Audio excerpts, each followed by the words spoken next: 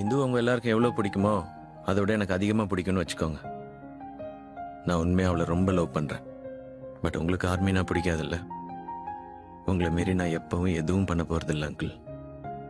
ഒരു ആർമിക്കാരൻ എന്റെ മകളെ കെട്ടിച്ചു കൊടുക്കുക എന്ന് പറഞ്ഞാൽ ആ ഓർമ്മകളെല്ലാം കൂടി എന്റെ മനസ്സിൽ വരും. I am not able to do it.